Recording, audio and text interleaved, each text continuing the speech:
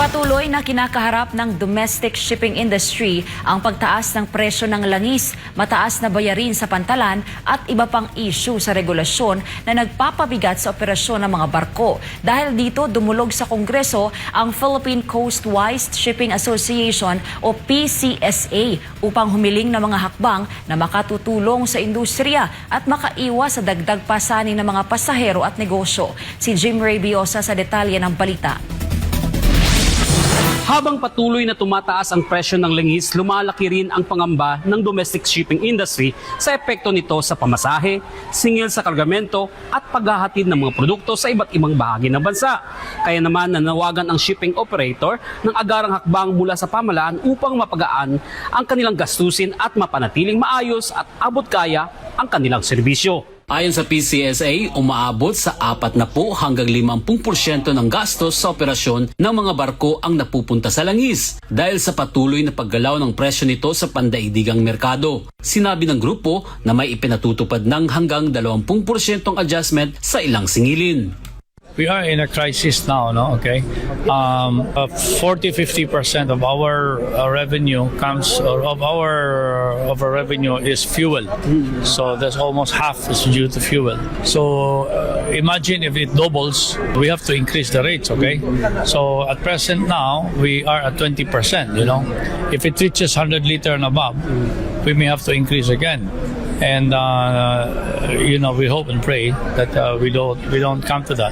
Babala ng PCSA, maaari pang madagdagan ang singil sa pamasahe at kargamento o kaya mabawasan ang biyahe sa ilang ruta kung patuloy na tataas ang presyo ng krudo. Kaya naman hiniling ng grupo ang fuel tax relief na katulad ng benepisyong tinatanggap ng airline industry. Gayun din ang mas mabilis na proseso sa direktang pag-angat ng langis mula sa ibang bansa. We have been asking the government to reduce the tax for the airlines enjoy tax-free.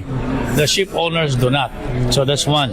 We also requested for them to allow the ship owners to buy directly from abroad with less bureaucratic but that does not happen. Katuwang si dating Pangulo at 2nd District Representative Gloria Macapagal Arroyo na honorary chairman ng PCSA, iniharap ng grupo ang kanilang mga hinaing kina House Committee on Transportation Chairman Representative Franz Pormarin at Vice Chairman Representative Renante Arrogancia na nangakong pag-aaralan at tatalakayin ang kanilang mga panukala sa Kongreso. Kabilang sa mga isinusulong ng grupo ang pagpapahintulot sa mga apprentice mate na makapagsanay sa mga barkong mas mababa sa 500 gross tonnage o GRT upang maragdagan ang pagkakataon ng mga student seafarer na makumpleto ang kanilang sea training.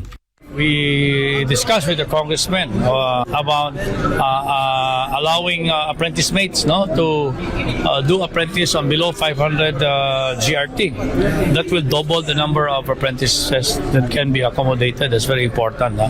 That is of public interest actually. Bukod sa saping fuel taxes, inilatag din ng PCSA ang iba pang suliraning kinakaharap ng domestic shipping industry. Sa usaping overregulation, sinabi ng PCSA na pabigat sa mga domestic shipping company ang ilang international compliance rules na ipinatutupad maging sa mga barkong bumabiyahe lamang sa loob ng bansa. Gayon din ang mabagal na digital infrastructure sa ilang rehiyon. Sa tariff hikes, iginit ang grupo na umaabot umano sa hanggang 2,000% ang itinaas ng cargo handling fees sa ilalim ng PPA Tier 3 framework. Dahil dito, nanawagan sila ng moratorium katulad ng ipinapatupad ng Cebu Port Authority. Samantala, hiniling din ng PCSA ang pagtanggal ng RoRo terminal fees dahil ayon sa kanila ang mga pantalan ay bahagi ng pambansang sistema ng kalsada. Mungkahi rin ng grupo na ilipat sa DPWH ang pamamahala sa mga RoRo port upang makatulong sa pagpapababa ng gastos sa transportasyon.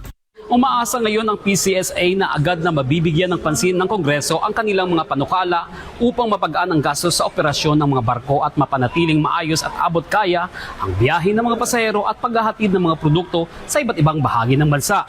Mula dito sa Cebu, para sa Diyos at sa Pilipinas nating mahal, Jim Rabiosa, SMNI News.